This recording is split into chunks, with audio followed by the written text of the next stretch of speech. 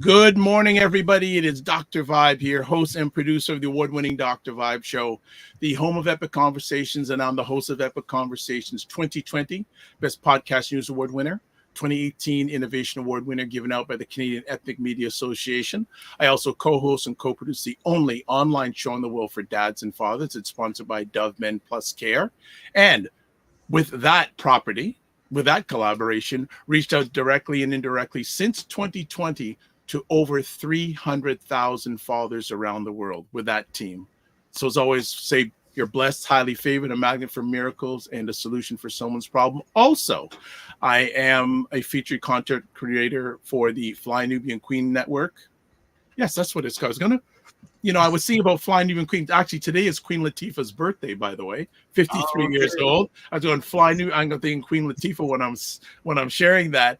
And with that network, has over 581,000 YouTube subscribers. And I'm also, we'll play it in a minute. So I'll leave it at that there. Good morning, Ryan. I said when Ryan came in just before we went live, I said, Ryan, looks like you're going to be campaigning somewhere, but it's good to see you. Right.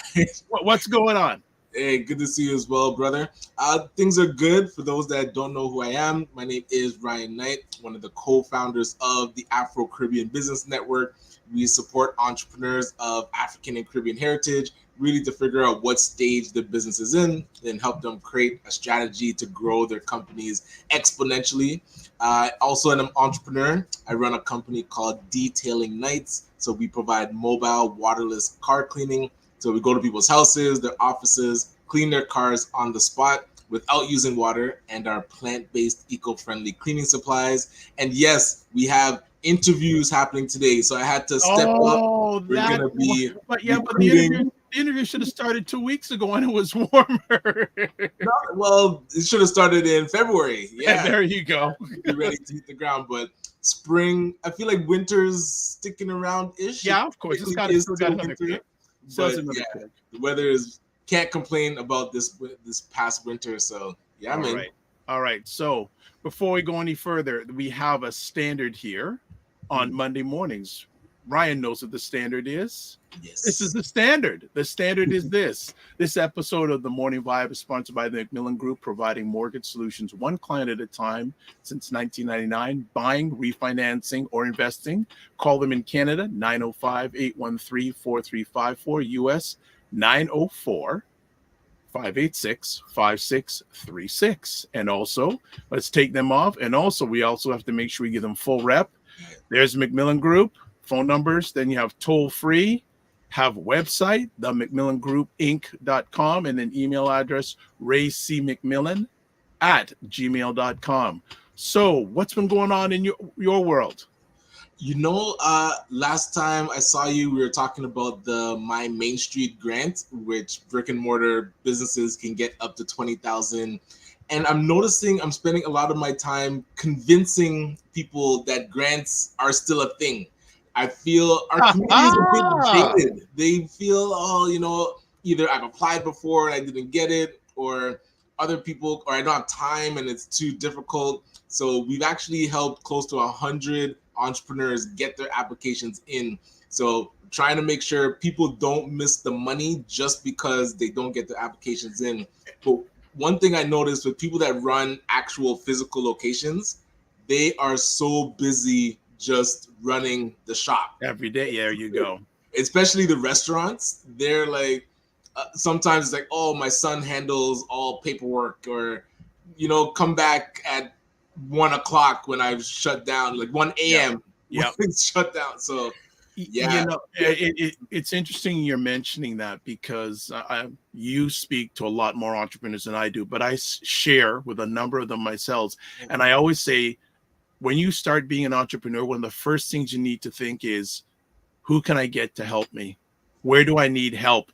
And there's like even grants wise can be helpful, but also again, there's a number of programs out there. I tell people colleges and universities, man, like I got to be honest, the Dr. Vibe show and what Dr. Vibe show would not be where it is with students from all over Canada and some in America that have helped me get it to where it is right now. So I think, and also another point you bring about longevity, people think that, oh, if I don't get the grant the first time, I'm never doing it again. No, it's a journey, man. How many people hit things on the first time? You learn. Right. And that's the piece. Like the persistency and consistency is the biggest learning factor that I found with grants. It's keep putting, if you qualify, keep putting them in. I know it takes time to carve out an hour or so to get the application done, but then when those hit, it can really boost your business. All it takes is one. Yeah. All it takes is one. So a few other things before we, because we got all of a sudden people want to be on this platform. They get their name out there. So this is a good thing. Yes, yes. But a few things I want. There's so many things I got here. Okay. So you know what? And plus I'm using a new computer today. So people okay. All right. So let's do this. Please subscribe to the Dr. Vibe Show on YouTube and hit the notification button. Also follow the Dr. Vibe Show on Instagram, Facebook, and LinkedIn. Also to advertise your business. It's not clicking. There we go. To advertise your business product or service on any of the platforms that we're on, please email me dr.vibe@the.drvibeshow.com. Also, join the Morning Vibe Discord group where we continue the conversation in between conversations. And all you need again to email me dr.vibe@the.drvibeshow.com. We got some other stuff going on too, Ryan. So you've been away for a bit, so we got to catch you up on some. So let's do this while we are here. Let's do this.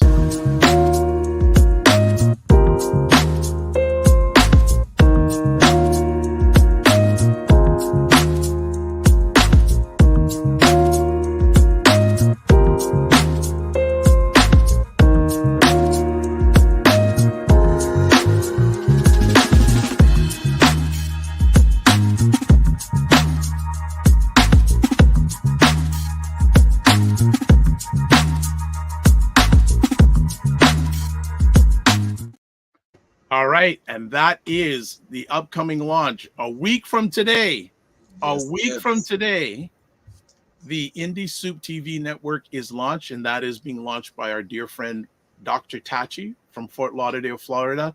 It's going to be a network that's live on YouTube, Facebook, and Roku channel. And it has over 30 content creators, and they're doing their beta launch a week from today. And this show, edited versions, even back to the beginning, replays are going, back to the early days. It's going to be on Indie Soup Media TV, and also another conversation I host called Primetime Saturday with Aisha and Lala. 1 hour versions. So again, going to tie into that. Guess who did all the editing for that? Not I. Hey, you got to have your team. Right? That's the difference. So I mentioned, guess who did all the editing for that? Who did that, Ryan? It wasn't me. Who did all the editing? Who do you think? Well, was it Dwayne or a different one? No. All the students. Okay, yeah. I wasn't sure which. So Ryan, in fact, and I think we have someone on next Monday. But even if Dr. Tachi could come on for a few minutes next Monday. So if you're watching live or on replay, Dr. Tachi, would love you to come on, because I think we have some, but I'd love to see if we could slide her in just for a few moments in regards to that. So that's happening next Monday. What else is happening? Another thing going on coming up a week, just this Sunday. All right. Black Marriage Day, 24 Karat Marriage. Paul Osborne and Nicole Osborne James are going to be celebrating Black marriage. And it's being brought to you by NASAcommunity.com in partnership with BizFunny, which is Nicole's property, and also greencurtain.org is going to be part of that also. So if you want to find out more information, I'll put it up right here. Got to get help on this because so many things to do. So there's that. And here's the information here. Sunday, March 24th, time from 3 p.m. to 7 p.m. at the Laz Authentic Cuisine, 48 Main Street South in Markham. There is the URL if you want to find out information. There is the email address. During the conversation day, I will send that out to all different platforms. So, and you missed them on twice, I think. Yeah, because they're on this past Friday too. And I apologize, Ryan. I didn't see your message while I was getting everything ready, but yeah, they were great. And I've been able to put some YouTube shorts from the conversation on the Dr. Vibe YouTube show channel. So go check that out and go deeper. But yeah, so what else has been going on? We haven't chatted with you in a bit. Other than that, how was March break? You know, it was refreshing. The kiddos, I feel, tried to take at least 2 to 3 days completely off, because I know my son Christian, since he was off, he's like, Dad, why are you working all the time? Or what are you working on? Or what do you need to do? Come play video games with me. So picking some of the days to say, okay. And I showed him my calendar. I was like, listen, look at this day. It's completely clear. Put anything that you want in it. So, of course, playing Geometry Dash and Minecraft. Whoa! So it was fun getting to learn those games. Minecraft is definitely immersive. So I love that description. Immersive. I like that. I like that. That's fantastic. Let's shout out Fitness IQ Cam says, Morning. Also says, I think you should provide the intern information on Discord. Well, what I will do is I'll tell people, contact me, because if you just put yourself out there, you just like Ryan when it comes to grants. Yeah, I'm just going to apply for a grant. Why don't you go to the people that have the experience in doing the grants to help you shortcut the shortcut? Right? That's the key. Like, for example, I was telling Dr. Tachi for years about this, and she's launching a network, and she goes, Dr. Tachi goes, I don't want to do all the work. So absolutely. So finally the light ticked on, and now she's beginning to get access to, she's in Florida. Right. She's getting access to resource help based in Canada. Hey, look at that. And like you said prior, finding those key people at the beginning that you can say, hey, this task that is just going to be a burden. There are people that are studying it in school that love to do it, want the experience. And a lot of times it's required for them to graduate. Absolutely, exactly. So it's a win-win for everybody. They got to do it. And like people say, well, it's only for like 80 hours. Oh, it's only for 4 months. It's better than nothing. That is buying back your time. Imagine 80 hours that you don't have to dedicate to something you can put towards what you're actually like building the platform, or putting together the content that already takes so much time. Now you can focus on it. So I will I'll put it in the Discord group saying, hey, I don't know if you have, but I've mentioned many times, if you need help with short-term projects, there are different resources available potentially to you. Here's my email address, and then you can go back. So I'm just going to put out there, because again, I could just say, go to this, this, and this. Most of the time, you're not going to have any. So I can set you up and even come on the call the first time with a representative to help you set up for success. So I love that. And ladies and gentlemen, gala season is starting to poke its head around, because I did see that there's 2 galas coming up. So the Black Healthcare Professionals, yes, they're doing their big, I think their first ever Health Professionals Gala and Awards. Yep. So I'm curious. Hopefully, we'll be able to get them on to talk about it. Well, I have had them on my Dr. Vibe show a few times. Right, but that was to talk about the launch of the directory. Okay, right? So you know what? Actually, the great idea. I will reach out, because I have a good business relationship with their PR person. Nice. So I'll see if we can get them on the Morning Vibe. Love that idea. Yeah, I will reach out to her today to see if we can get that, because they actually invited me to come to it last year. Unfortunately, I had a show to do. Like Saturday nights are prime time. Okay, gotcha. So maybe this year, if they invite me again, maybe I'll do a replay that night. We'll see. All right. Anything else you want to catch up on before we go to break and bring our new, well, not a new friend to me, but to you and the others? Anything else you wanted to catch us up on that's going on? Real quick, so Black North Initiative, they have their gala coming, and the BBPA, the Black Business Professional Yes. Association Harry Drome Awards is coming up. I believe that's April 27th. Don't quote me. I'll check that and confirm. But yes, those Well, big ones are coming up. look at this. Gala King, when are the dates? He just gave the dates. So, by the way, Fitness IQ Cam interviewed Ross on her show on last Saturday. Oh, excellent. And Ross is now the chair of the BBPA board. Ross Kadesh, I believe so. Oh, okay, I believe so. All right. That's it for now because we want to get a little break. And we got a great individual coming to share with us today who's just written a new book, but I ain't going to tell you anything about it till we come back. Catch us back in 2 minutes. You know, and that's what I feel like. You feel like you're the Harriet Tubman of the mind. I am. I feel like I'm I'm one of the Harriet Tubmans of intelligent Black people. Like, I want to liberate y'all from like being left behind and ignored and oblivion. No, really, the rappers get all the attention. You know, seriously, does anybody else feel this way? Like ignorant Black people, they'll be all up, you know, getting all the headlines on the Shade Room. Overly sexualized Black folks. Like the twerkers and the, you know, just people that, you know, don't always represent the best of us, you know, the diversity, you know, like people like Dr. Vibe. Like, everybody should know about people like Dr. Vibe. Dr. Vibe he's trying to do good work for Black people. Dr. Vibe from Toronto. Good to see you, my brother. Dr. Vibe. Everybody follow Dr. Vibe. He has a great show. He's very good at what he does, and I have a lot of respect for him. The men who are also doing the same thing. I see Dr. Vibe in here. He's a great brother. Everybody should follow Dr. Vibe, by the way. He's a smart brother in Canada, and we need to follow smart people. So follow Dr. Vibe. If you see him in the chat, and Dr. Vibe, say your name in the chat so people can see you. I want you to click on his name, and I want you to go follow him, please, because I want these men and women that are doing the right things to get the support they deserve.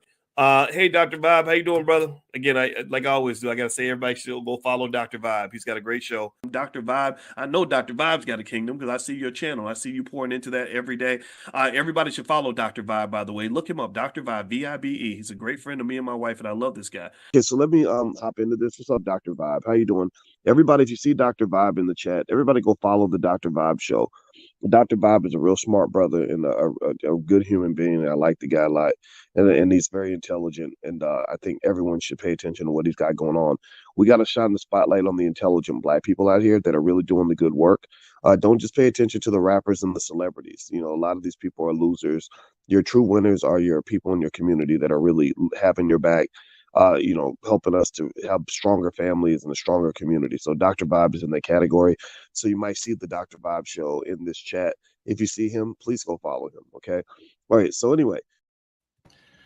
All right. Shout out to Dr. Boyce and Dr. Alicia. And you know what? I love that our friend that's coming on today, at the beginning, I could see him thinking about what Dr. Boyce and Dr. Alicia were saying. And I said, that's good stuff. Because that's really good. So before we go any further, I'm going to put something up on the screen. So I'll give our friend proper introduction here. So let me just do this.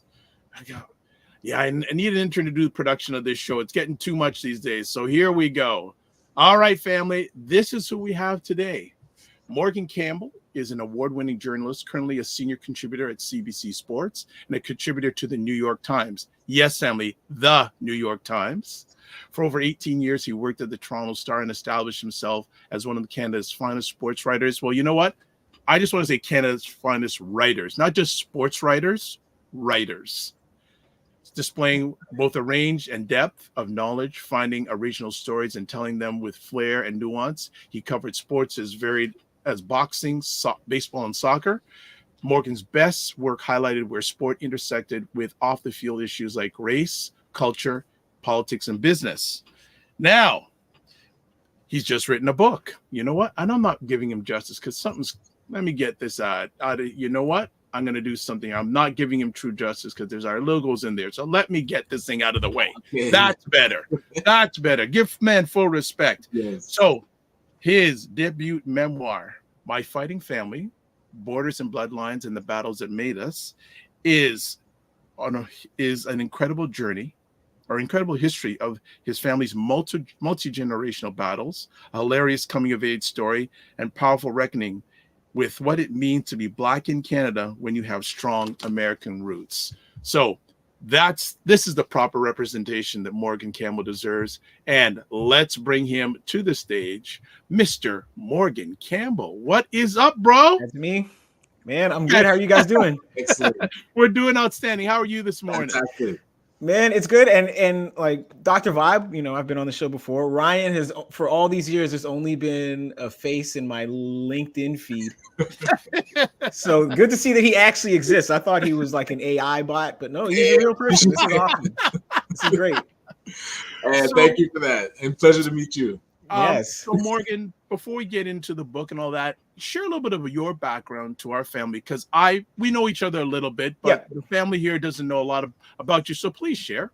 In terms of like my heritage or what I do for a living. Heritage and living. Let's share with both. Okay, well, and they kind of go together. So in terms of my heritage, because I understand the show is international, but you're based in Canada. And it's a very, like I can tell by the ads you're reading, right? It's very local, which is awesome, because one of the things I love is when something really local gets to go international but is still local, because like there's this Walmartization of everything where we want everything franchised and we want these big networks where everything looks the same no matter where you go. But I miss local, you know what I mean?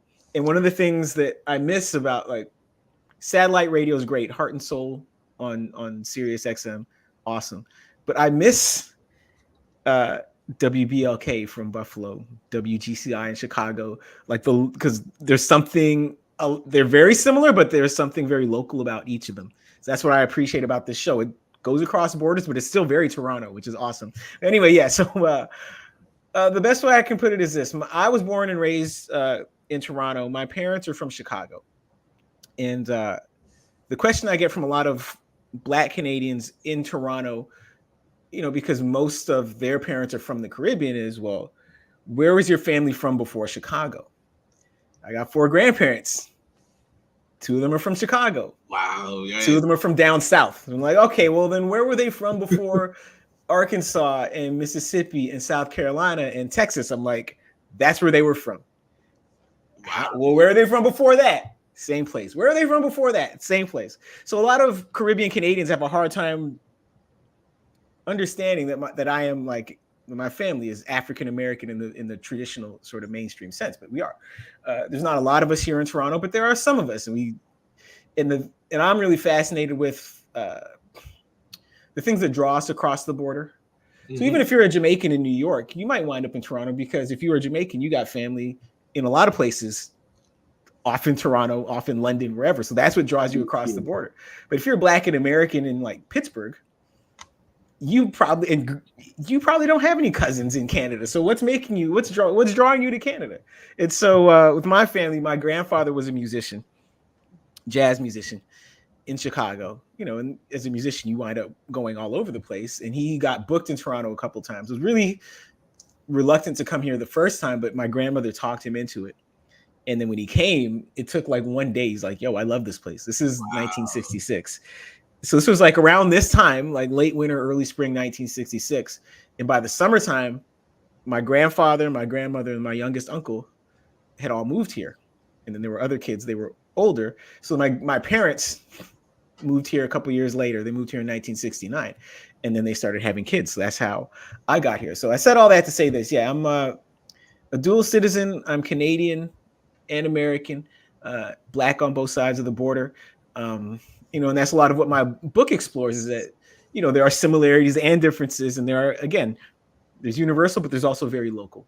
And so like the way your Blackness plays, the way you live it, the way society views you, there's similarities no matter where you go, but it's also very local. So being Black in Toronto is very different from being Black in Chicago, but it's also very similar to being Black in Chicago. But these are some of the themes I explore in the book, along with like the family dynamics. I just want to jump in here a little bit. The last time we spoke together a while back, you were just beginning to write. Oh, yes. That was probably like 2020. Yeah.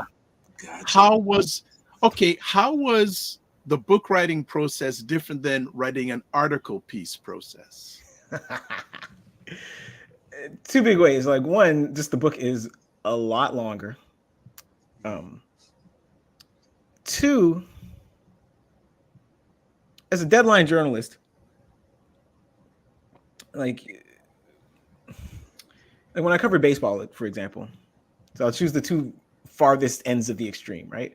So when I cover baseball, I got to write some features, but mainly my job was just to write about baseball every day, every night. And especially if you were at a game, you just had to write fast, and you'd write some really good stories, but that wasn't your job. Your job wasn't to write great stories. Your job was to write good stories very quickly.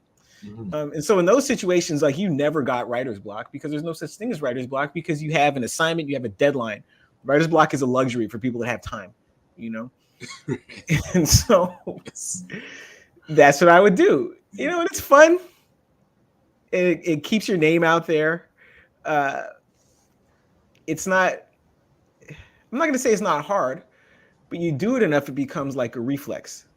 And so the things that I would have had to think about if I was like 18 doing this job, I didn't have to think about when I was in my 30s doing that job, just because I'd done them so much. Doesn't mean it's not hard. In the same way that, a musician can play a solo. Like, if I had to go play a piano solo right now, it would sound like crap. I'd have to think about everything, right? But like a professional musician, they can just do it. It's reflex. Same thing with like writing on deadline. Now, writing a book is much more difficult. It's longer. One of the big differences is when you write on deadline, you're writing essentially a first draft, maybe a second draft, and it's getting published. It has to be pretty good. When you're writing a book, you're going to write first drafts of all these chapters, and they're all going to suck. Your first draft always sucks. Usually your second draft sucks too, which is fine. And that's part of the process. And you have to kind of get used to going from writing something that sounds really good first time, one time, to putting a lot more time into something that is going to suck at the end, but you still got to get through it. And then go back to the beginning, figure out what works, what doesn't, do it again. So it's a much more involved process, difficult in a different way. One of the skills that carries over, though, is the writer's block thing, in the sense that creative writers might get writer's block, whereas as long as I have an idea, I can put something on paper. But that comes from being in the newspaper industry and just not having the luxury of writer's block. So that is the big difference, is the idea that you have to write something that sucks in order to get to the point where you can write something that sounds really good. And also just like the turnaround time between writing something, revising it, and seeing it published. So like newspapers, you hit send, they edit, put it in the paper. In the old days, you'd wait till you'd see it the next morning. Now you see it online almost immediately. Whereas with this, you finish writing and it's like months and months and months before you see the finished product. So there's, you have to kind of train your delayed gratification reflex. I know Ryan wants to jump in. Now, you said you didn't know Ryan before, but Ryan and you are going to be good friends, because Ryan, I think your favorite sport is baseball. I played mostly baseball, growing up. And where did you play? In Brampton. So okay, baseball in Brampton. What? How old are you? You're 41. Am I 41? Okay, so you're younger than the guys I would know, because I was going to say you probably played against my friends. Like, I was not big into baseball, but some of my friends in Mississauga were. But also the Mississauga Tigers. Some of them, yeah, and then Arendelle. Okay, high school, like Central Mississauga. Yeah, I grew up in North Mississauga. Went to high school in Central Mississauga. A lot of solid players came out. Yeah, man. But go ahead. Well, I was curious with, one, did you give yourself deadlines while writing the book? And two, what made you now jump into writing a book, since that's a completely kind of different realm?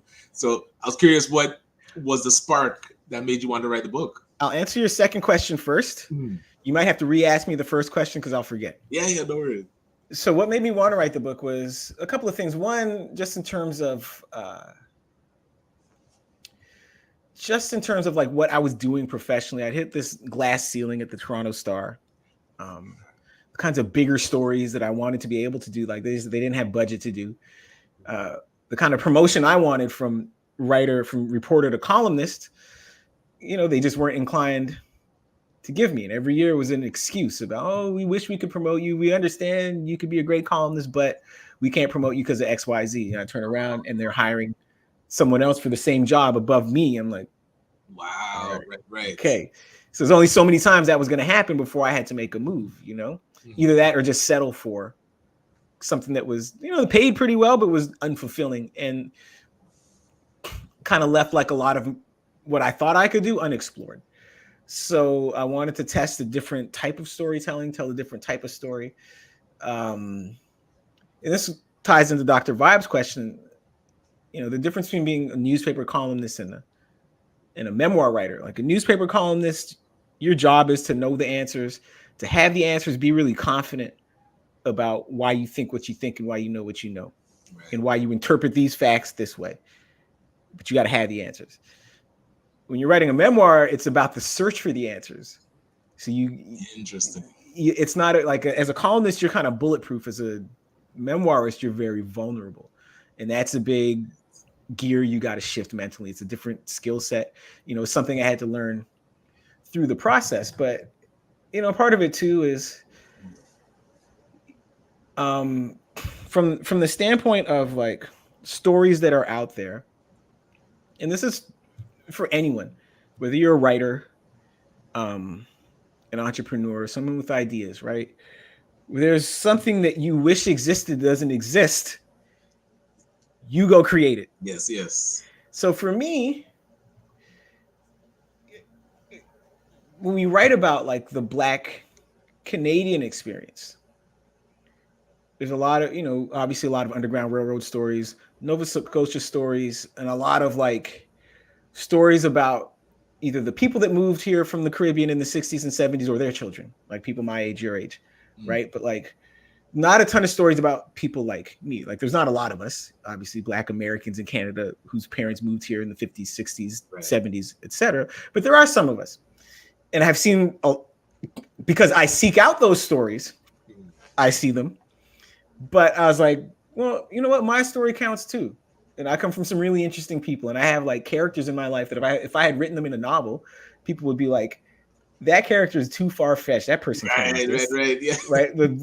Dr. Vibe, you read the story. Like I could not invent a character like my grandmother, like my dad's mom or my mom's dad. I couldn't make that up. Yeah, right? yes. And so so that was part of it. So I wanted to add my story because I feel like the story of my family and families like mine, you know, deserves to be highlighted and preserved in this bigger picture of Black Canadian history, you know. And then from my ego's standpoint, you know, I would read books and think I can write better than this person. I'll go to the bookstore and be like, I write better than him, and her. It's easy to talk about it, it's something else to do it. So it just came time for me to stop talking about it and just do it and prove it to myself as much as prove it to anyone else. Now, what was the first half of your question? Well, just before I re-ask that one, I love that you took up this project because a lot of times we're missing those stories. And yes. I wrote a book with my daughter, Jazz and Dad Start a Lemonade Stand, and it was encouraged because a publisher, he had come on one of our podcasts and he said, why isn't the Black community writing and publishing and just telling our stories? Yeah. Not having to. Was it a children's book? It is a children's book. Children's book, they are where it's at, man. That might be my next pivot. Yeah, and I was curious about the next project. Is there any story as covering baseball that you would want to tell in like a long form? I'm still kind of processing this one and promoting this one. So in a lot of ways, book publishing is like boxing in the sense that you need a manager. So my manager is like my agent at Cook McDermott. You need a promoter. So the promoter is like the book publisher. So sometimes it's a local book publisher, sometimes it's a big book publisher, right? So as a boxer, you got to figure out, is it better for me to go with Tyler Buxton and Ajax, or can I make the leap and sign with Bob Arum, you know, in Las Vegas? Right. So that's I got the Bob Arum deal, thankfully, you know, so nice. With Penguin Random House. But then you got to promote it, just like boxers got to go out and promote fights. But one of the other ways it's like boxing is like, you know, when you watch a big fight, like Canelo Alvarez, he's fighting next month.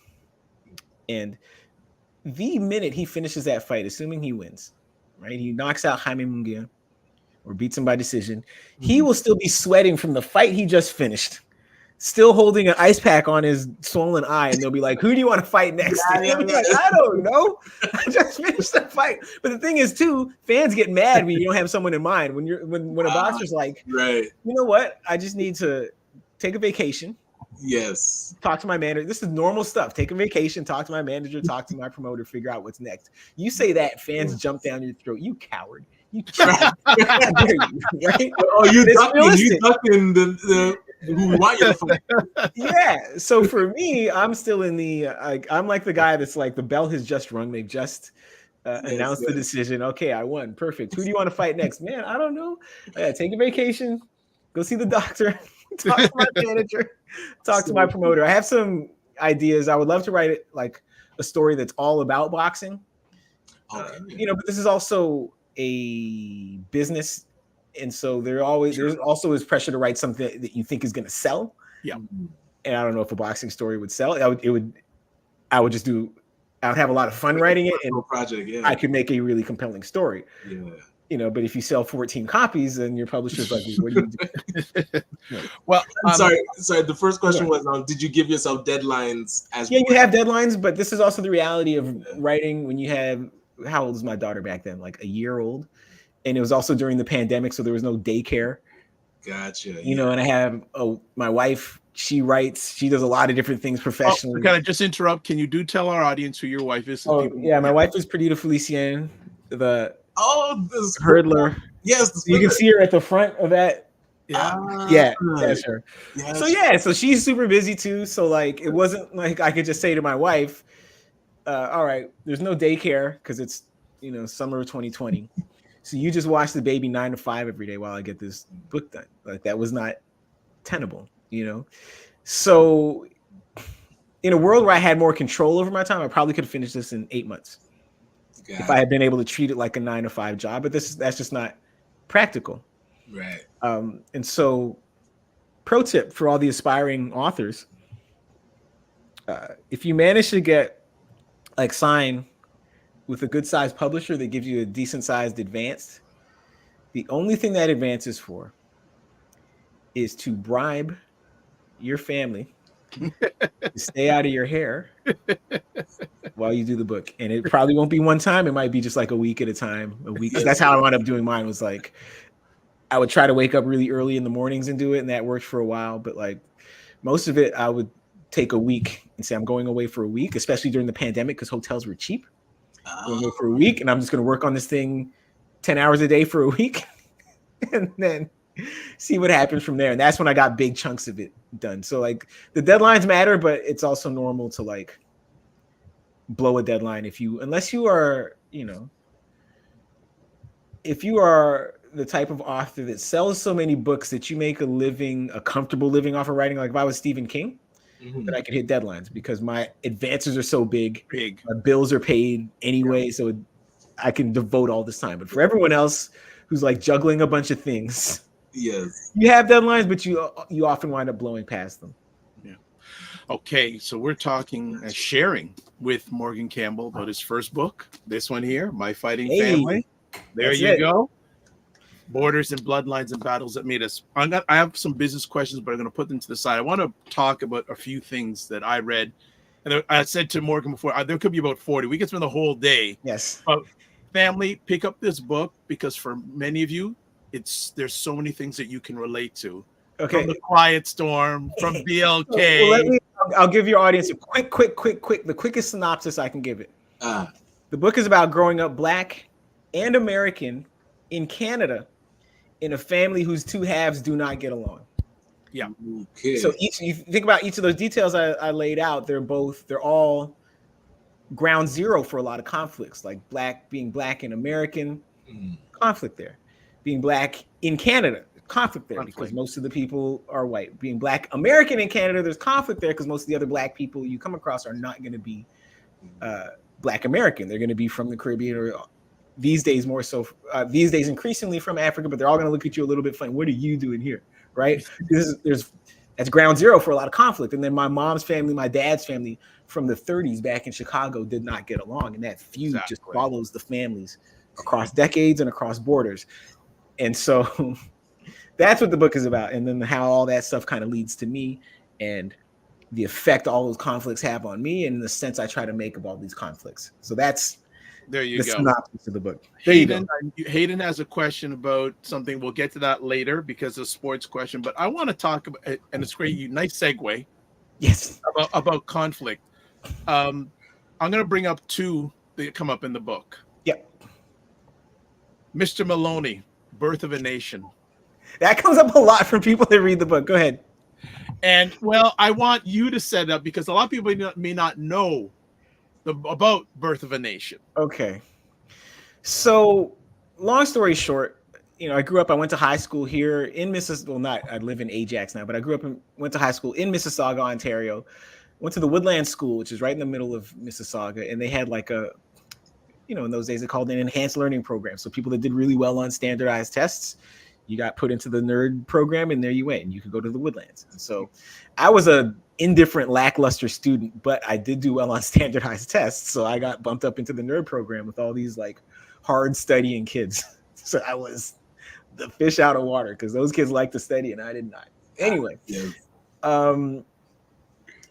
grade 10 history, we had a textbook, and I looked all up and down through this textbook for a picture of a black person. I'm sure you guys have had similar experiences. This textbook had one picture of a black person, and it was Ben Johnson. So I could tell that the textbook was made after Ben Johnson got famous, but before he got popped for steroids. By the time I got to high school, Ben Johnson was already on suspension, but he's the only black person in this textbook. So I'm looking through it. I'm like, oh, okay. So clearly these people don't think black people contributed anything to Canadian history. Nothing about the Underground Railroad. Nothing about like the black construction battalions in World War I. Nothing. All right, cool. But there was a passage in the textbook about a movie called Birth of a Nation, which came out in 1915. And so the textbook discusses how Canadians really loved this movie, and it broke like box office records in Canada back in 1915. And some of the reasons it mentions for the popularity of this film in Canada, the technology in the movie, it used flashbacks, the way they edited, et cetera, et cetera. And I'm reading this. And I guess the average Canadian high school history student was not going to question any of this, right? Because it's in the textbook. Now, because my parents were who they were, again, Black American expatriates in Canada. So we live close to Buffalo, WNED, the PBS station there, right? In Black History Month especially, they would play all these Black History Month specials, and my parents would record Still them. do. Yes. And so I had all the access to all this kind of supplementary material, and I would watch these documentaries, Eyes on the Prize, American Masters, stuff like this. And there was one that I watched about the birth of all these negative stereotypes about Black people in the mass media, especially after the Civil War. This is where we got the mammy from and the jigaboo from, like the razor toting jigaboo, all this stuff, right? And this documentary gave a lot of attention to Birth of a Nation. So I knew what Birth of a Nation was about. So in class, the textbook says, oh, it's all about the technology. That's why Canadians loved it. And I raised my hand as like, does anybody know what this movie was about? Does anybody know what nation was being born here? And my classmates are like, no. So I was like, the nation being born in this movie is the Ku Klux Klan. And so this movie glorifies the Ku Klux Klan. So if Canadians are packing movie theaters to see this movie, it's because Canadians were racist. And the other kids were like, no, it was the technology. I'm like, are you people serious? Like, it doesn't matter how much you like the technology. Like, you're not going to like this movie unless you enjoy the scenes where they're, hanging Black people from trees or whatever. Yes. And that movie, too, did not have any Black actors. They would put white people in blackface. And so to me, it was this really, really stark example of how our history classes back then, especially, were just whitewashed. Because that's a willful omission, because you cannot talk about Birth of a Nation in any type of detail without addressing the plot. Right, context of it. So if you decide to omit the plot, there's a reason you're doing that, right? And it feeds into this Canadian superiority complex, this white Canadian superiority complex, this white Canadian smugness about American racism.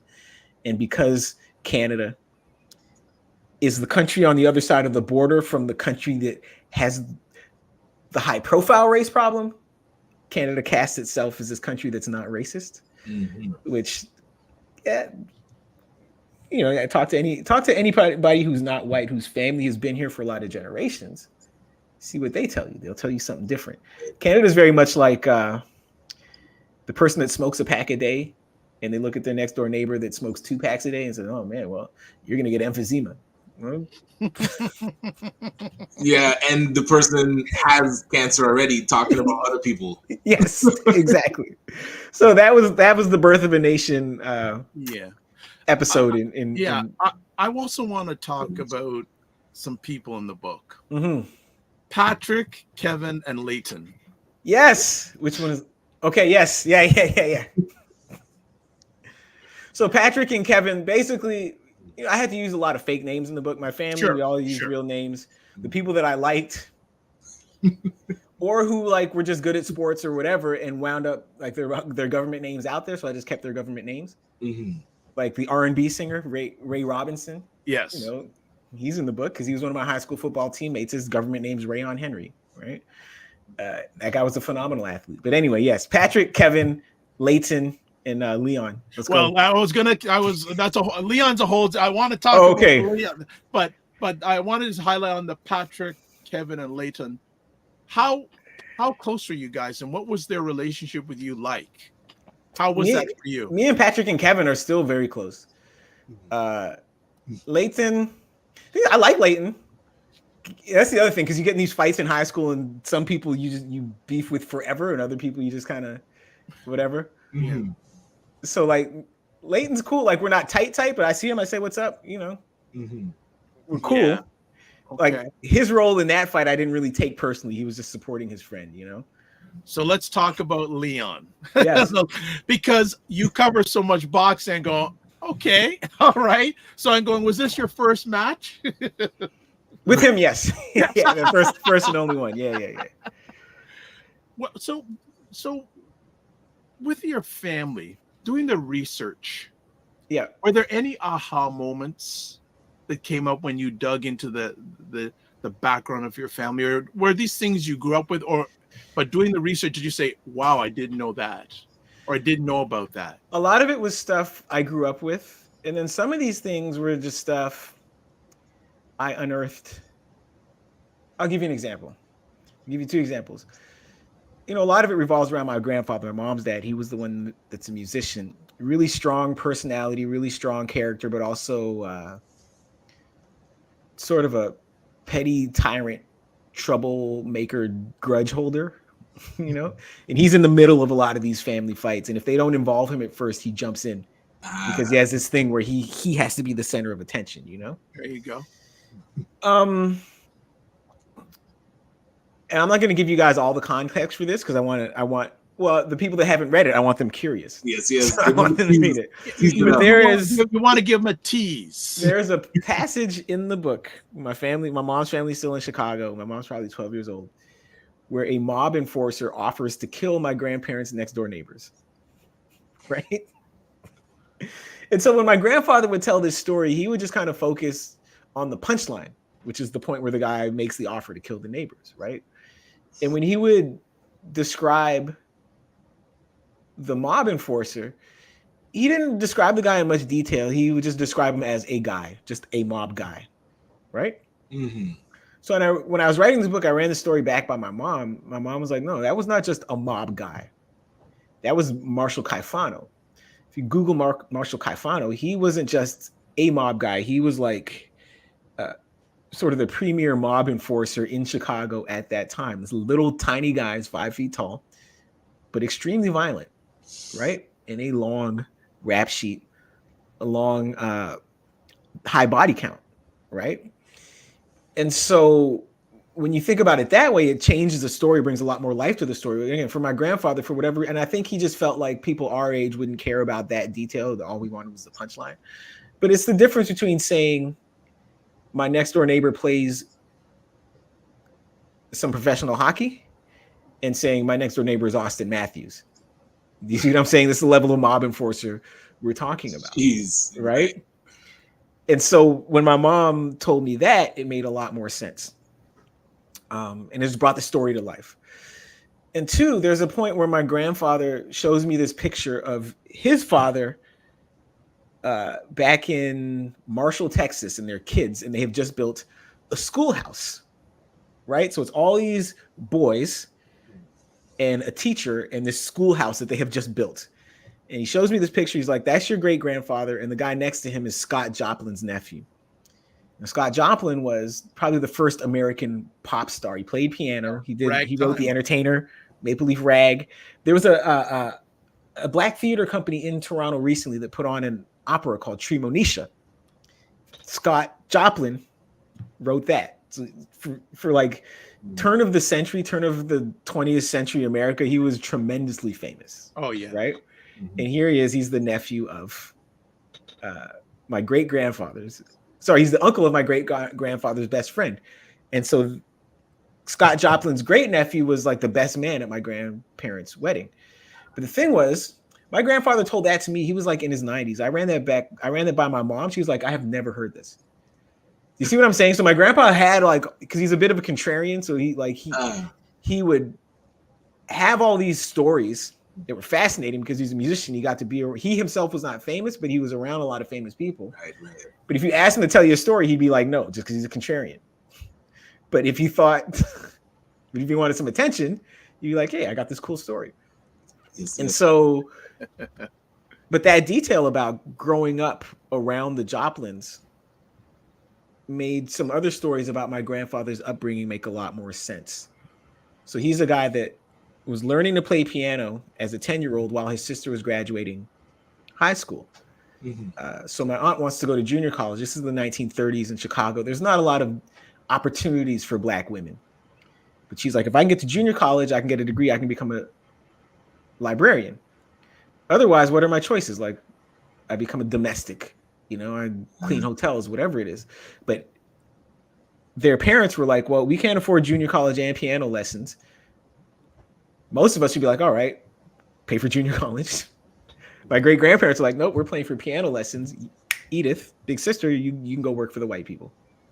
Mm-hmm. And that was what happened. So, when my mom's generation, they would tell us that story, but they would frame it strictly as something as pivoting on sexism. Yeah. Right. Mm-hmm.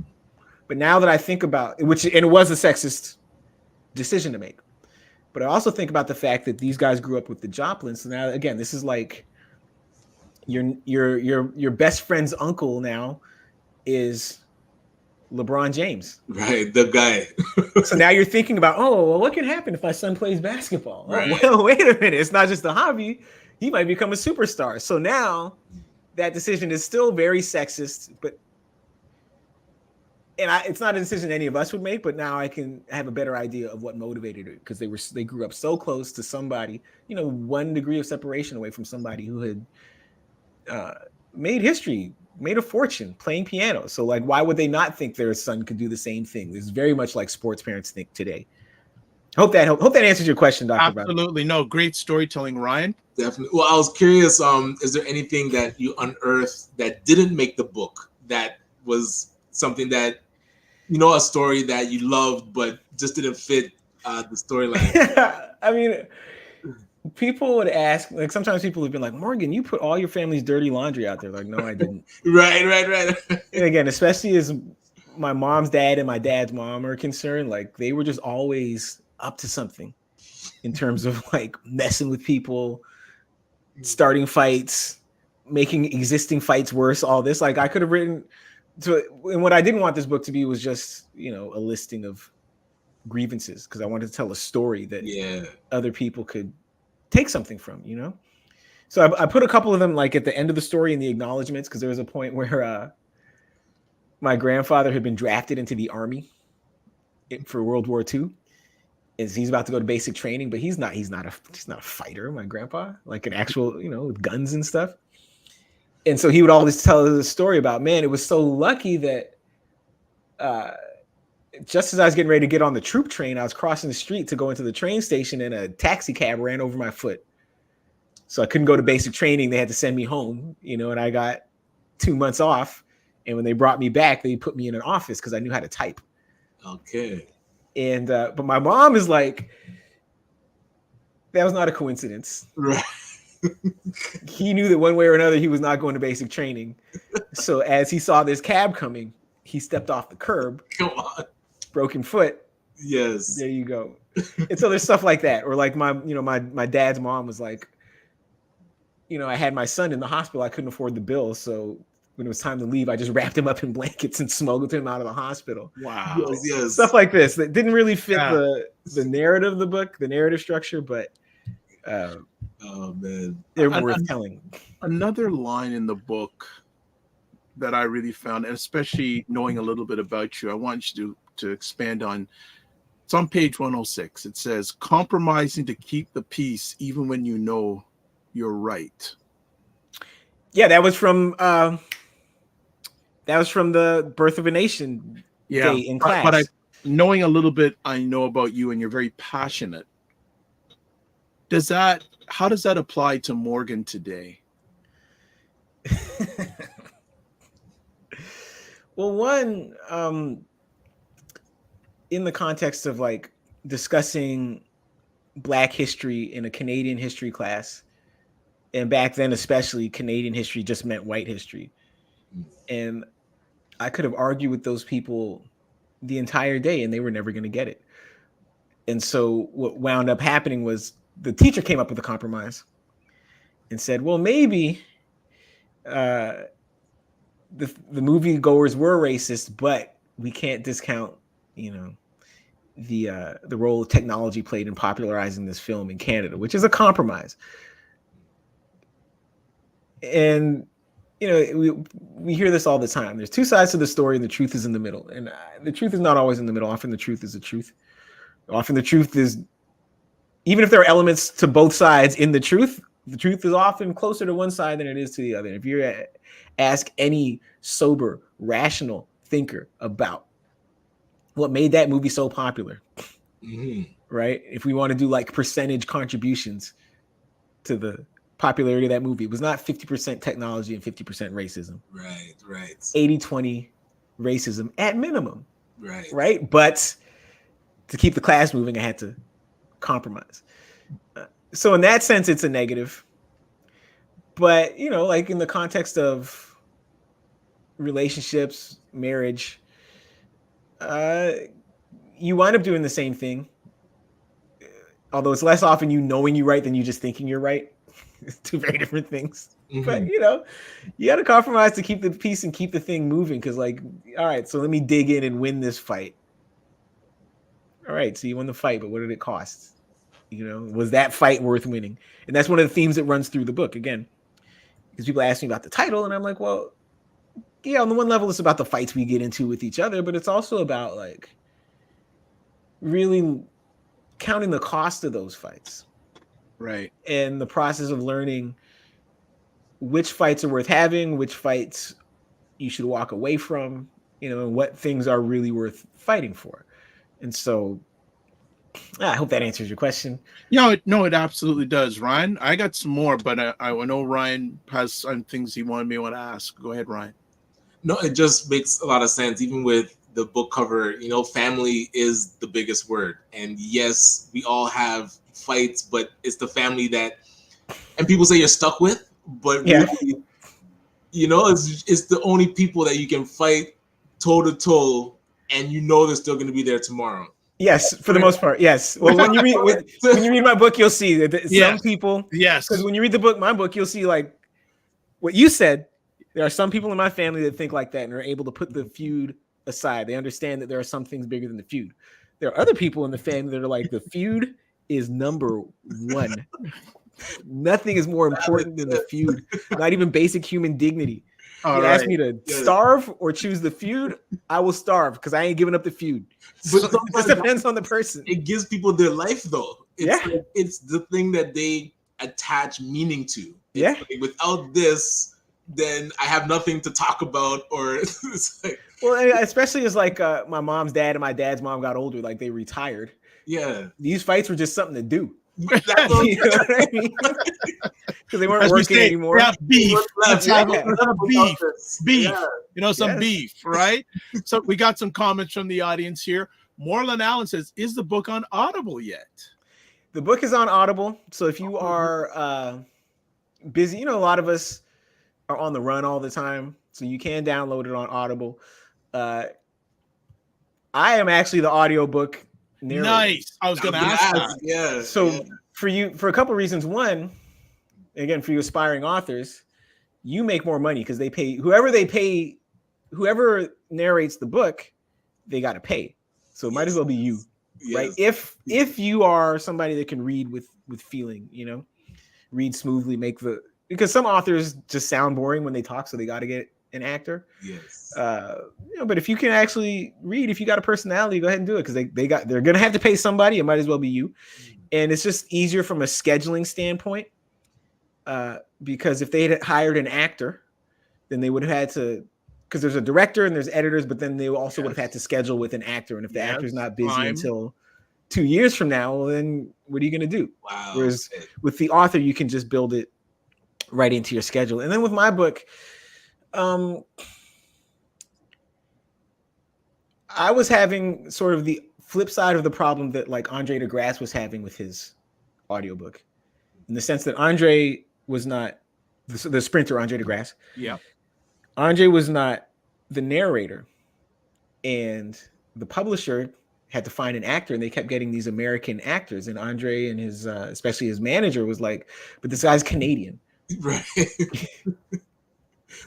Let's at least start there. Yeah, because it's not going to sound at all like Andre, not because going to get out of the starting actor's of that. American, right? Yeah. Whereas with me, though, I was like, so much of this book takes place in the United States. So many of the characters are American.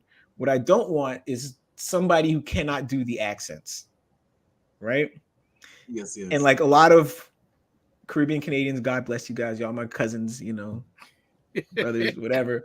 So many of y'all like think you can do an American accent, and I assure you, y'all sound as awkward doing American accents as Americans sound doing Caribbean accents. I always hear Caribbeans complaining, how come they get Americans to do these accents? They can't do the accents. Man, how y'all think you sound?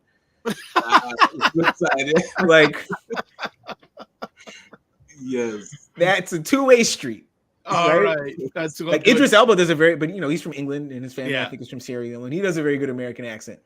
But like for the most part, people trying to do American accents sound very clumsy. So like my list of actors that I would have approved to do that audiobook, it was only 2 people. It was a guy named John Chase, who's mentioned early in the book, and Clark Johnson, who was on The Wire. Yes. Homicide: Life on the Street, but he I think was born in Philly. His dad is his parents are American.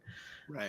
But other than that, I was like, don't get me one of these actors like who can't do the accents, trying to do the accents, and they wind up sounding like Amos and Andy. Like, I'm not interested in that. Right. Yes. So I did the audiobook. So Marlon says, yes, perfect. I'm getting it now. Thank you, Marlon. And he says, I love that, how I like to listen to it. And he also says, nobody will tell your story better than you. Exactly. Hayden says, OMG, the cognitive dissonance required to be a racist. Exactly. If there's nothing else that Canadians have practice in, is yes. Okay. Wayne Harris, what is up? Wayne says, being an American in Toronto, what are your thoughts on GTA Black community activism versus that in Chicago?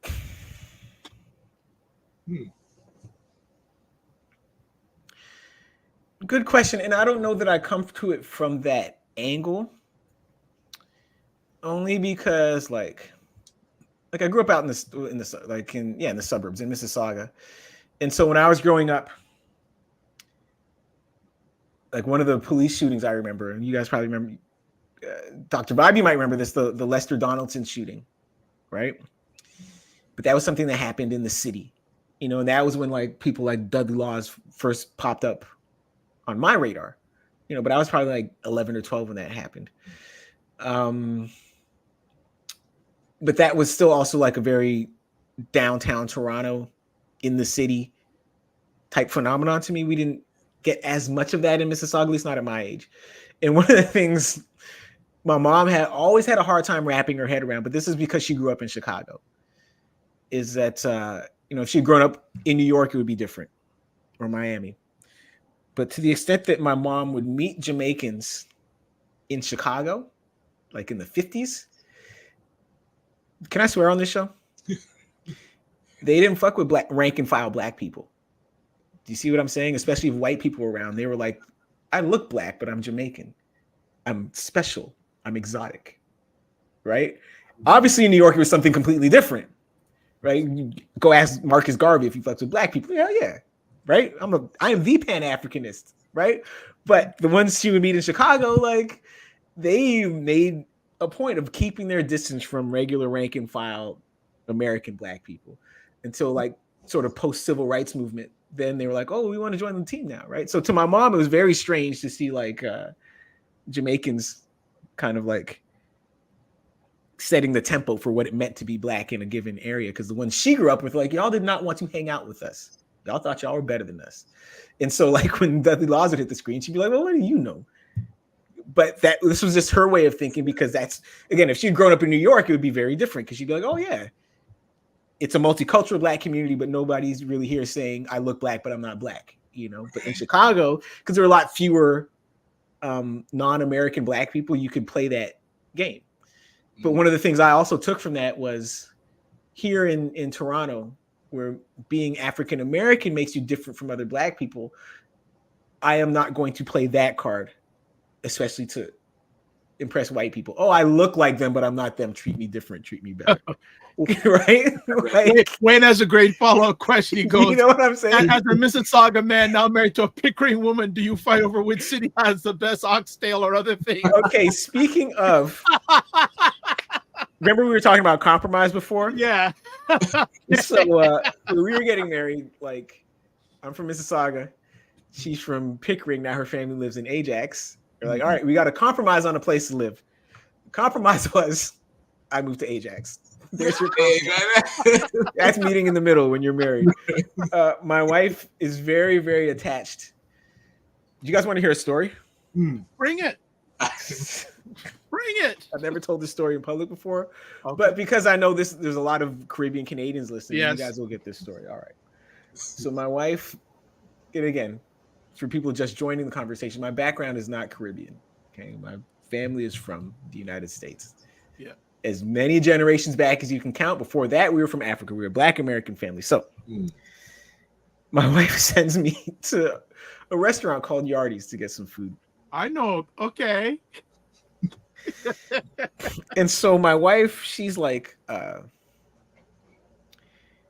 she wanted ackee and saltfish, and then she also wanted some dumplings. Okay. And so It's gonna be good. I go there. So I order the ackee, I order something, and then the guy's like, you want food? So the Jamaicans already know where this is headed, but let me set it up, right? So now I'm like, of course I want food. I'm in a restaurant. I want food. Because to my brain, food is a very general term. To Jamaicans, it means something very specific. Yes. Yes. Okay. And I also order some dumplings. I get it home, and my wife is like, where's the rest of the dumplings? I'm like, what are you talking about? I got one for everyone. It's like, how dare you bring me these boiled bananas?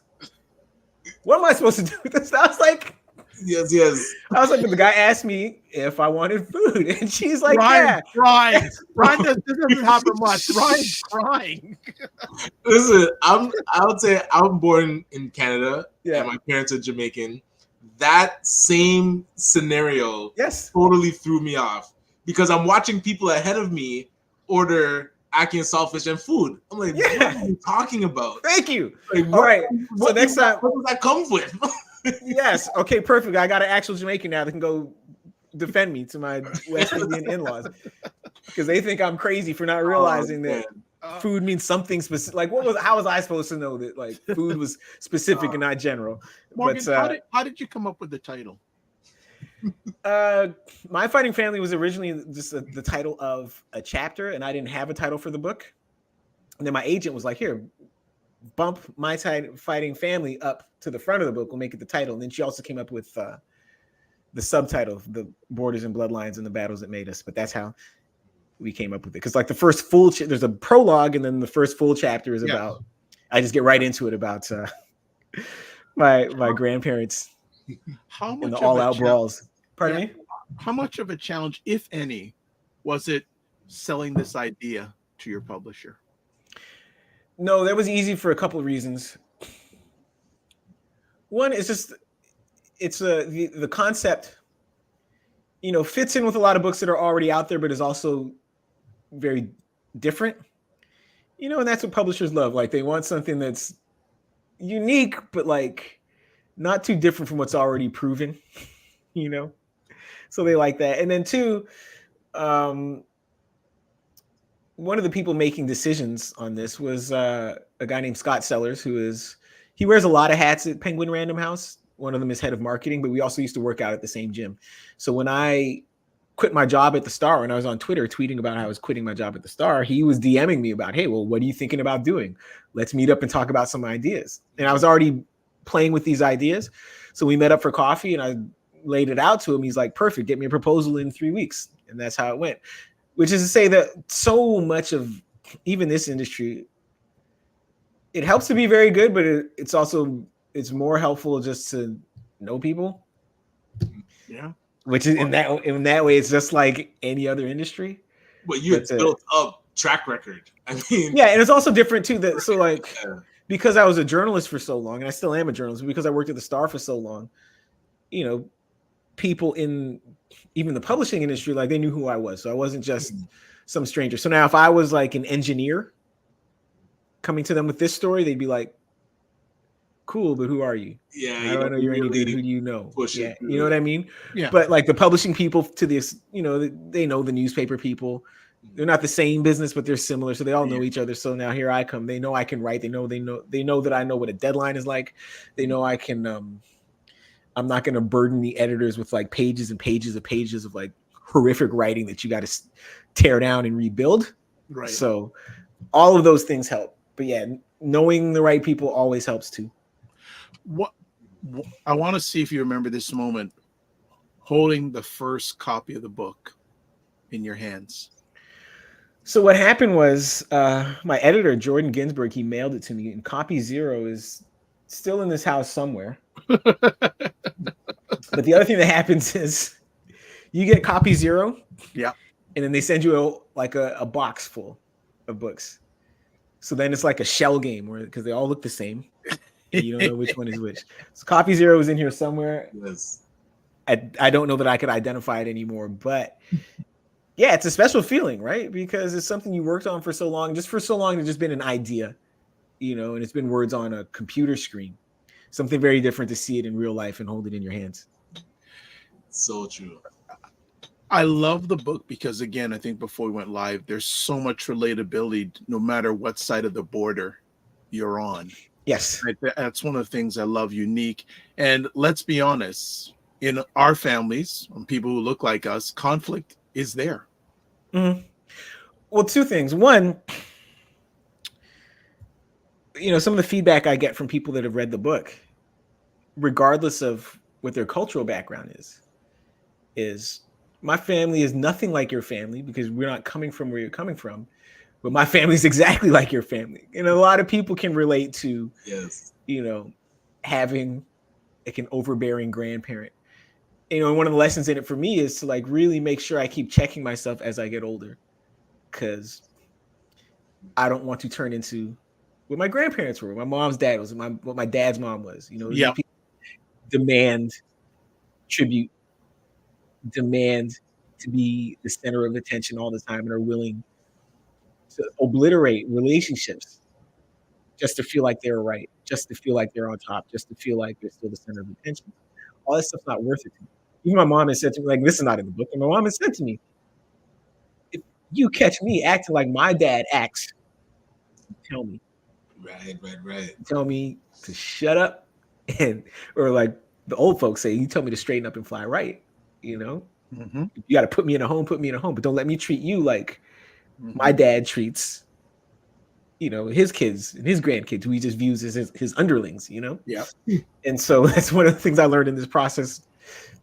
I mean, it's been in my head for a while, but like it's really reinforced in the process of writing this book, is to really, you know, as you guys read the book, you'll see my grandfather as somebody who just, as the years pass, just takes himself more and more seriously, to the point where he takes himself too seriously. And then when that happens, like all hell can break loose, because the person that takes himself really, really, really, really, really, really seriously, like you can't joke with them. Any little thing sets them off, and then they always got to prove I'm the boss of this family. I'm the silverback gorilla, blah, blah, blah. And this is how a lot of these fights, when you, Dr. Bob, you've seen it when you read the book, like, this motivates a lot of these fights is this desire to keep proving that you're in charge. Like, you're already the patriarch. Like, we all love and respect you. Just, let it happen. Like, you got to keep pounding your chest and twisting people's arms. But, my mom's mom and my mom's dad and my dad's mom, that's what they grew into. So I have to like guard against growing into that. I'm looking forward to the day, and you're a recent father, that you get a chance to share with the younger one about this book. Right. And you know what? I'm old enough for this book yet. Yeah, exactly. Hopefully she won't read it till she's about 18, 20, something like that. I hope that I like to think big. I'd like to see this being read by lots of students, lots of people in general, like a student reader. I hope so. So much of it depends on like getting the right person to read your book. Everybody wants Oprah to read their book, right? Because if Oprah starts talking about your book, buddy, you're set. Right. You're set. I think the challenge is that the playing field in journalism is shifting so rapidly. It's hard to like point to this as like, here, future journalists, why don't you guys have a career arc like his? Because like the career arc, like the career milestones I have, they're harder and harder for younger people to achieve because the big shops, they're shrinking, they're getting sold, they're getting consolidated. So it's harder to start and get a foothold in the industry, right? Mm-hmm. But yeah, and there's also just other ways to make that happen. Maybe it's funny. I just signed up for TikTok. Now they're about to ban TikTok. Right. Like, if they don't ban TikTok, maybe I'll do something like more regularly on just writing skill and see where that leads me. But we'll see. YouTube, man. YouTube is pinnacle. It still is. Good to know. It's hard to keep track, man. It is. Ryan, any final comments? Because I know, Ryan, you always have things going on in your mind. Any last comments or questions? Yeah, I'm curious. The title, My Fighting Family, of course, people are going to read that initially and think beef, and they always talk about, we always talk about conflict. But I'm curious, what is the takeaway that you'd want as a person reading this? Like, I don't want to say like they are going to get something specific, but I'm curious. There is beef. Yeah. I don't want to lie to people about that. As I said, my family, there's beef. We serve it hot, But,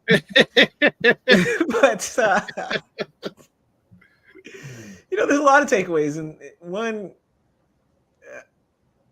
from the standpoint, like if you're American and Black and you're used to reading great migration stories, keep in mind that for some of us, the Great Migration had one more step. So we went from the Deep South to Chicago.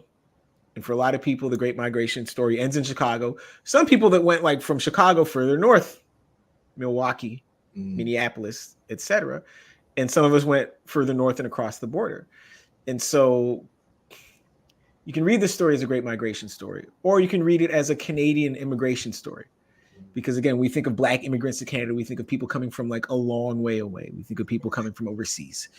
But there are some of us that drove to Canada, Took I-94 to Detroit. There you go. Took the Ambassador Bridge, 401, straight into Toronto. There you go. So you can read it as a Canadian immigration story and just get a sense, if you are into Black history, of how rich and diverse Canada's Black histories are. And that like our Black history in Canada is itself a mosaic of all these different types of people that have come here for different reasons. True. And as far as people's families are concerned, I hope people walk away from the book again with a better sense of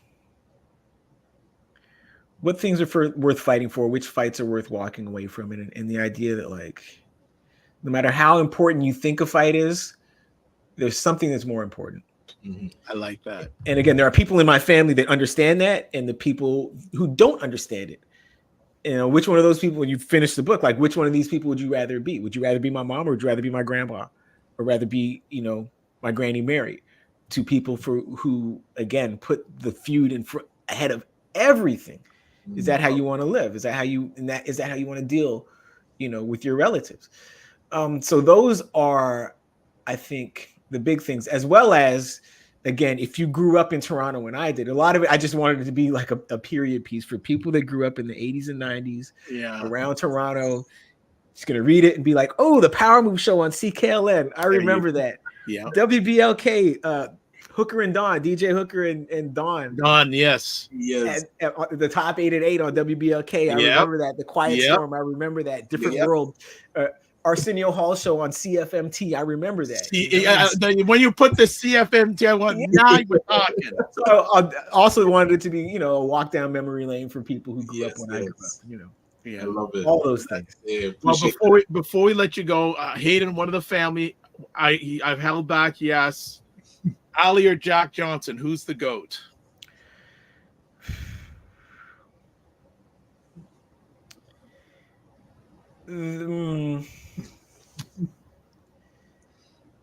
They both are for different reasons. Like Johnson had to work a lot harder to get his title shot than Ali did, because Johnson was dealing with the color line. By the time Ali came along, it was just understood that a black person, like post Rocky Marciano, like the heavyweight champion, was going to be an American black person. That was that.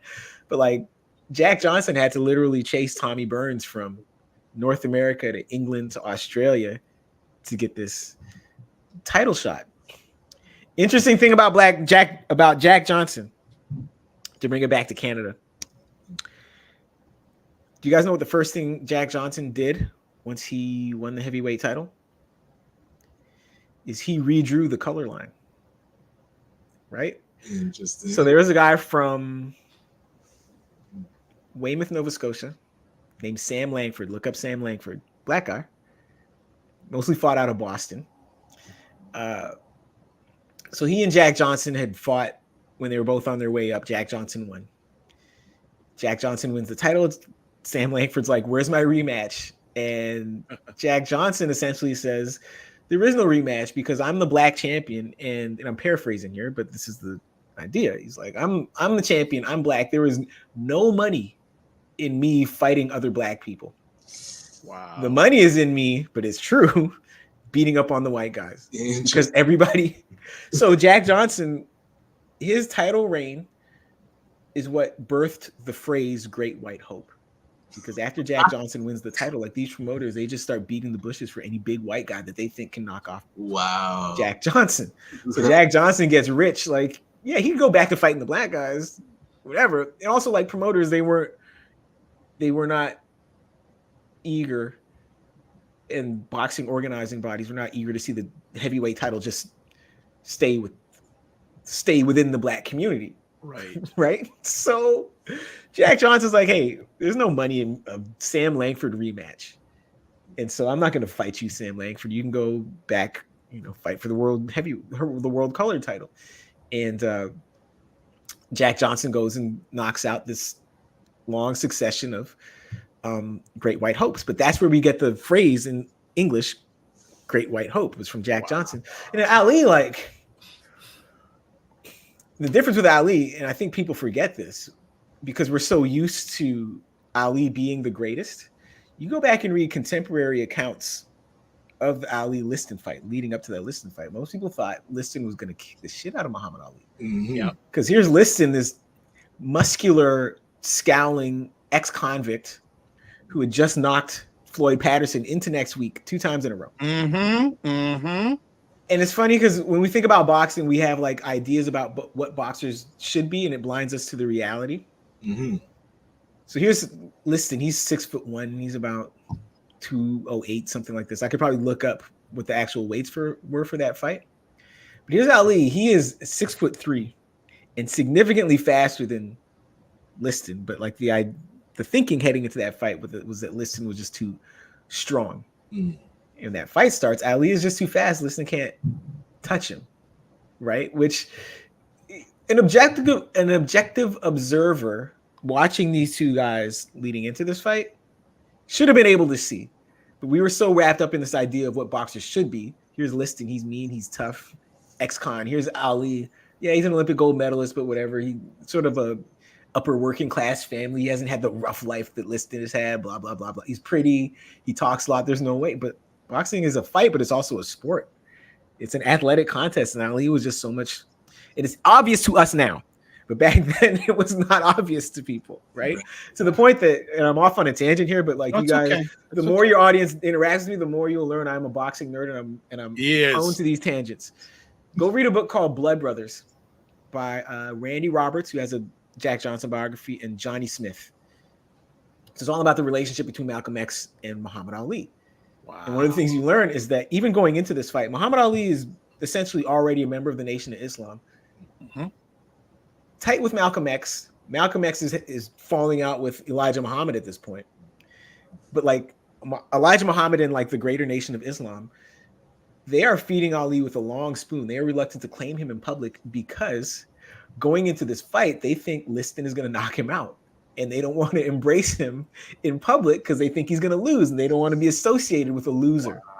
Wow. Right? Ali goes out and beats up on Liston. Then all of a sudden, oh yeah, he's our guy. We love him. Look, we're gonna, because you Cassius Clay back then. Yeah, come to the temple in Chicago. We're gonna give you a new name. Blah blah blah. But heading into that fight, they were like, "We don't like Malcolm. It's cool, Malcolm. You can hang out with him because we don't like you either. Yes, whatever, right? Because you're hanging out with a loser." And then after he wins, oh, we love you so much. Come to our temple. Nice. Have a ceremony. But yeah, if you guys get a chance, go read. Blood Brothers. All right. And if you don't have time to read it, go watch it on. There's a Netflix documentary.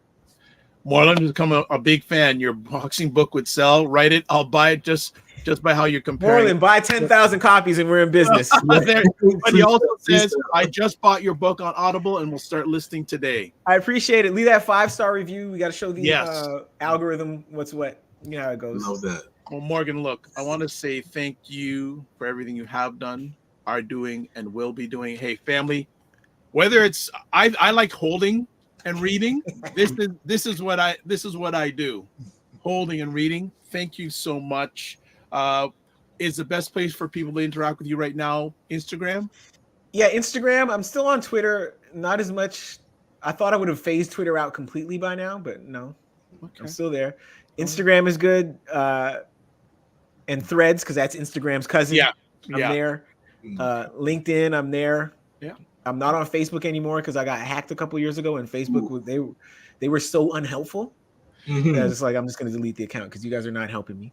So, but Facebook, Instagram, Twitter, Threads, LinkedIn. Okay. It should be Morgan P. Campbell on all those platforms. Any final words you want to share with our family today? If you get the chance, read the book. I am platform agnostic. From a business standpoint, I'm like, go get the book at the bookstore because it's more expensive at the bookstore. So my 10%, the 10% of each copy that I'm contractually entitled to is a few cents higher if you get it at the bookstore than if you get it online. But whatever, man. If you're interested in the book, get it wherever you can afford it. Yeah. Audiobook and ebook are probably the most affordable. Amazon Canada, I think they have discounted it some. Yeah. Went from 35 to 30. Amazon US might still be $26. Yeah. But it might be a little cheaper now, or you can just go to a bookstore and order it. Tell them to get it in. But yeah, I'm grateful for any and all readers. You guys have any questions? Oh, and I'm also running a promotion. So what's happening is, all right. So you've read the book, Dr. Vibe. Yep. There's a chapter near the end called the 90-minute slow jam tape. Yeah, I loved that. It was so good. Okay. And so most of that chapter takes place in the bedroom of a young lady, and we're there listening to a 90-minute slow jam tape in the mid-90s. Okay. Yep. So I am telling fans, potential fans, future fans, that if I hit a certain sales target, I will create a 90-minute slow jam tape and put it on Spotify. Okay. So it's very much like the pledge drives on WNED and PBS. Remember those two hosts, Goldie. Oh, yeah. Gosh. And so we need your pledge drives. If 10 more you pledge, you'll get this best of Frankie Valli box set CDs like this, right? We'll get back to the program. I love the analogy. When I hit the sales target, I'm gonna put the Oh, 90-minute slow God. jam tape on Spotify. So if this conversation hasn't been enough, understand I'm a certified slow jam scholar, and I'm gonna put the 90-minute slow jam tape on Spotify Love it. if I hit a Deb- certain sales target. Yeah. So I guess if you know what, would love to. You know what? I got to see if Debbie Sims is still alive. Maybe. She hosted the BLK Slow Jams. Yeah. And Debbie Sims, and she was so good at it. Yeah, man. Good question. I got some research. I got to see if we can find. And if I get her, I want to make sure you're on the conversation too, because I think that would be. Listen. She had such a transformative effect on my life because as I explained in the book, like, I was like 16, 17, like all these nights I should have just been asleep. I'd be up. I'd go to bed at 10, but go to sleep at 12:30, because the rest of the time I'd just be in bed, laying down, listening to the Quiet Storm on my little clock radio. Yeah. But that was how I really, Yes, there's my parents' collections, Yeah. but that's also how I started learning about a lot of this old music, especially early in the night on the Quiet So I Storm. They would think play the Morgan, Isley Brothers or whatever. We should chat about this offline. Yes. I'd love to meet my dad because he is actually a member of the Vinyl Record Collectors Association. Wow. And he is a member of their Hall of Fame. You want to see? He had a man cave before a man cave. Yes. And it's all vinyl. It's Listen, like that generation, they invented the man cave. They just didn't have a name for it, but yeah, those guys. like you want to go see? My dad still has a Sony TC377 reel-to-reel player. Yeah, and they had to have more of that because the TVs weren't as big. Yeah. So if you're like the man, all right, you work 40 hours a week, you're a mechanic, you're at the, like my dad, airplane factory, whatever. My time is my time. Now you feel that time watching sports, but back then, what did you have, right? You had the record player, you had the reel-to-reel. Going in the basement, don't bug me. Right? Yeah, Macintosh, amplifiers. He still has all this stuff. Okay, we got to talk about this. It'd be great for you two to meet. But look, thank you so much. All the best to you and the family. Thank you guys for having me, and I really appreciate you thinking of me, man. Always. No problem. Appreciate it. And as always, don't pleasure. just manage your time, manage your energy. Yes. And remember to give yourself grace. All right. We'll be in touch. Thanks, brother. Take care, guys. Have a great day. All right, family. Ryan? Yeah, love that. We're gonna grab that and check it out. Yeah, that was. I really appreciate Morgan so much, and really, again, family. I'd say do this. Go for it. Hey, get both. Yeah, really. And Have the Marlon, book and be listening to Marlon, it. I think one of the things that is a great experience when someone comes on the show, if they have something they're offering or they've got a product or service, and when you purchase it in real time, Yeah, I love that. that's huge. Yes. No, that is really huge. So I want to just say much thanks for doing that. So what's coming up for the rest of the week? Gala? I don't think any galas are this week. I hope not. It's more, hey, Saturday, for those that want to pitch to Dragon's Den, the auditions are happening. So we are going back down to CBC Studios. So I'm just going to be there cheering people on because I pitched last time in February. So it's really supporting those that have ideas. Even if you feel you're going to get beat up by the Dragons, remember, get your story out. You're pitching to the producer. So they just want to know about your story. So don't let it scare you. You know what's actually interesting too? I was in a conversation about 2 years ago, and a bunch of summer employment providers. I was one of them. One of the people that was pitching for intern help was from the producer of Dragon's Den. And after I shared what I did, she contacted says, "Hey, we'd love to get one of our dragons on the show you do about fathers." And we ended up again interviewing Vincenzo. Right. Yes. Yeah, we had a conversation with him on the show. But I should reach out to her and say, I don't think about that. All right. Yeah, maybe she'll pop into your show this week and say it's the last auditions. So for season 19 that's coming up, this is the last chance to pitch your business. So, Ryan, well, let me ask you a question. If you had a chance, I'm going to put it out there. Is there any of the dragons that you would like to align with? unfortunately, the dragon that I would want to pitch 1-to-1 with isn't on the show anymore. So Jim Trevelling, because he's like big into franchising. I've always wanted to Boston franchise. Pizza. Yeah. So him for sure. Robert Herjavec. I did I tell you I met him one day? No, I think you mentioned it, but I can't remember the place we were at. We're eating, and he was there with his family. And somewhere I've got a picture of him but he was a really nice guy. Yeah, really same. I got to meet him, and funny enough, we detailed his car with Detailing Nights. So did you have a picture of that? No, because come on, man. Listen, when I met him, I was detailing his business partner's car. Right. And so he came back from lunch. He was like, "Oh, what's going on?" He's like, "Oh, we're detailing cars." Like, okay, mine's next. And then he was gone. He just said, "Mine's next." So I didn't get to like have a picture with him or anything. Man. Or even take a quick little, next time. Yes. Speaking, there'll be a next time. Absolutely. All right, family, we are done for today. So let's close it up. You're seeing where you can watch replays of this at the bottom. What else? So number of things. Okay, let's do this. Remember, Black Marriage Day, Sunday, March 24th, 3 p.m. to 7 p.m. at La's Authentic Cuisine, 48 Main Street North, Markham. There's the URL address to buy tickets. Also the email. Also on most platforms, I put the details of this detail in the comment section. Always please subscribe to the Dr. Vibe channel on YouTube and Instagram. Also follow the Dr. Vibe Show on Facebook, LinkedIn, and Instagram. If you want to get a hold of Gala King, RyanO'NeillKnight.com, LinkedIn, Ryan O'Neill Knight, Instagram, Ryan.Knight.99, and then work with me. I like that. Work with me. Let's get direct. Work with me at RyanO'NeillKnight.com. So what else do we got? Places you can get a hold of me, website, the drvibeshow.com, YouTube, Facebook, and LinkedIn, The Dr. Vibe Show. And then we have Instagram at the drvibeshow, X at drvibeshow, email dr.vibe at the drvibeshow.com. Anything else? I don't think we've got anything else. I don't think. Oh, of course, advertise, business, product, or service, email me and join the Discord group. Ryan, you had something else before we shut it down. What up? No. Thank you again to Morgan for being on. Yeah, great conversation.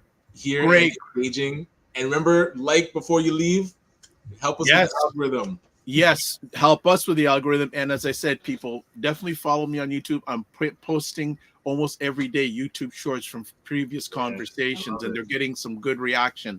Friday show scheduled to have Andrea Pierce. Oh, nice.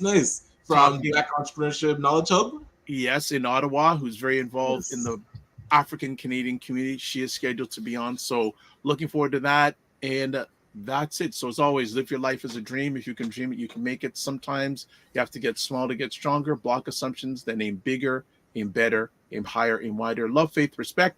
And don't just manage your time, manage your energy. And remember to give yourselves grace. And I think we're done. See you on Friday.